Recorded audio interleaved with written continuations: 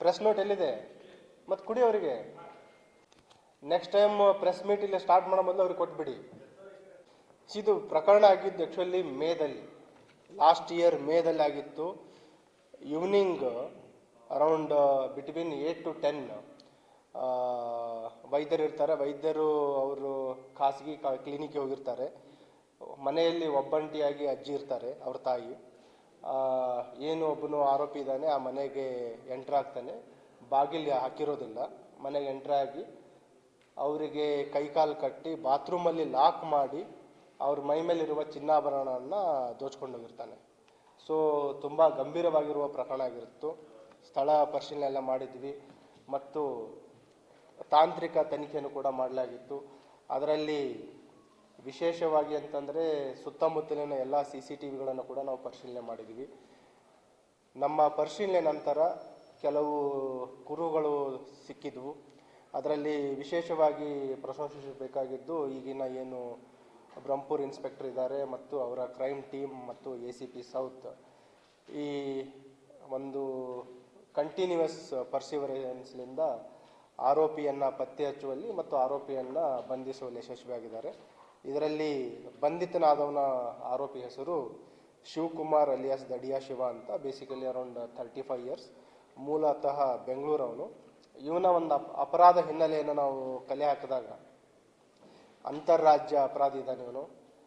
ತೆಲಂಗಾಣ, ಆಂಧ್ರ ಪ್ರದೇಶ, ತಮಿಳುನಾಡು ಮತ್ತು ಕರ್ನಾಟಕ ವಿವಿಧ ರಾಜ್ಯಗಳಲ್ಲಿ ಇವನ ಮೇಲೆ ಅಪರಾಧಗಳಿದ್ದಾವೆ. ಮತ್ತು ಇನ್ನೊಂದು ಗಮನಿಸಬೇಕಾಗಿದ್ದಂತಂದರೆ ಇವನ ಮೇಲೆ ಬರೇ ರಾಬ್ರಿ, ದರೋಡೆ ಅಷ್ಟೇ ಅಲ್ಲ, ಮನೆಗಳತನ ಪ್ರಕರಣಗಳಿದ್ದಾವೆ, ವೆಹಿಕಲ್ ವಾಹನ ಕಳ್ಳತನ ಪ್ರಕರಣಗಳಿದ್ದಾವೆ, ಕೊಲೆ ಪ್ರಕರಣ ಇವನ ಮೇಲಿದೆ. ಮತ್ತು ಇವನನ್ನು ವಶಕ್ಕೆ ಪಡಿಸ್ಕೊಂಡು ವಿಚಾರಣೆ ಒಳಪಡಿಸಿದಾಗ ತಿಳಿದು ಬಂದಿರೋದೇನಂತಂದರೆ ಇವನ ಏನು ಹೆಂಡತಿ ಇದ್ದಾರೆ, basically she is from Gulbarga, Aland ಅಲ್ಲಿ ಲೆಂಗ್ಟಿ ಗ್ರಾಮದವರಿದ್ದಾರೆ. ಸೊ ಅವರಿಗೆ ಭೇಟಿ ಆಗಲಿಕ್ಕೆ ಬಂದಿರ್ತಾನೆ. ಇನ್ನೊಂದು ಇದರಲ್ಲಿ ಗಮನಿಸಬೇಕಾಗಿದ್ದೇನಂತಂದರೆ ಕಲಬುರಗಿದಲ್ಲಿ ಮಾಡಿರುವಂಥ ಫಸ್ಟ್ ಅಫೆನ್ಸ್. ಆಮೇಲೆ ಚಿತ್ತೂರಲ್ಲಿ ಒಂದು ಕೊಲೆ ಪ್ರಕರಣದಲ್ಲಿ ಜೈಲಲ್ಲಿರ್ತಾನೆ. ಬೇಲಲ್ಲಿ ಹೊರಗಡೆ ಬಂದು ಅವನ ಹೆಂಡತಿ ಜೊತೆ ಇಲ್ಲಿ ವಾಸಕ್ಕೆ ಬಂದಾಗ ಈ ಅಪರಾಧ ಮಾಡಿ ಹೋಗಿರ್ತಾನೆ. 1 week ಇಲ್ಲಿ ಇದ್ದಿರ್ತಾನೆ. ಆ ಟೈಮಲ್ಲಿ ಹಣಕ್ಕೆ ಏನು ಖರ್ಚಿಗೆ ಬೇಕಾಗಿರುತ್ತೆ ಆ ಟೈಮಲ್ಲಿ ಅಪರಾಧ ಮಾಡಿರ್ತಾನೆ. ಸೊ ವೆರಿ ರಿಮೋಟ್ ಎವಿಡೆನ್ಸ್ ಇತ್ತು ನಮಗೆ. ತುಂಬ ಕಠಿಣವಾದ ಪ್ರಕರಣ ಇತ್ತು. ಆದರೂ ನಮ್ಮ ತನಿಖಾ ಏನು ಸಿಬ್ಬಂದಿ ಇದ್ದಾರೆ, ಅಧಿಕಾರಿಗಳಿದ್ದಾರೆ, ಉತ್ತಮ ಒಂದು ಪತ್ತೆಯನ್ನು ಮಾಡಿದ್ದಾರೆ. ಇದೇ ರೀತಿ ತಾವು ನೋಡಿದ್ರಿ, ಕಳೆದ 1.5 ತಿಂಗಳ ಹಿಂದೆ ಒಬ್ಬನು ಪುಣೆಯಿಂದ ಮಹಾರಾಷ್ಟ್ರದಿಂದ ಟ್ರೈನ್ ಹತ್ತಿ ಕನ್ಯಾಕುಮಾರಿ ಹೋಗಬೇಕಾದ್ರೆ ಟ್ರೈನ್ ಟಿಕೆಟ್ ಇಲ್ಲದೆ ಆಕ್ಸಿಡೆಂಟಲ್ ಆಗಿ ಕಲಬುರಗಿದಲ್ಲಿ ಅಪರಾಧ ಮಾಡ್ತಾನೆ. ಅದರಲ್ಲಿಯೂ ಕೂಡ ನಮ್ಮ ಸ್ಟೇಷನ್ ಬಜಾರ್ದವರು ಆರೋಪಿಯನ್ನು ಬಂಧಿಸಿ ಇಂಟ್ಯಾಕ್ಟ್ ಪ್ರಾಪರ್ಟಿಯನ್ನು ರಿಕವರಿ ಮಾಡಿದ್ವಿ. So we are trying best. ಎಲ್ಲಿ ನಮಗೆ ಸಣ್ಣ ಪುಟ್ಟ ಕುರುಹುಗಳಿದ್ರು ಅವುಗಳನ್ನು ಪತ್ತೆ ಮಾಡದೆ ಬಿಡ್ತಾ ಇಲ್ಲ. ಇದರಲ್ಲಿಯೂ ಕೂಡ ಈ ಆರೋಪಿಯನ್ನು ಬಂಧಿಸಲಾಗಿದೆ.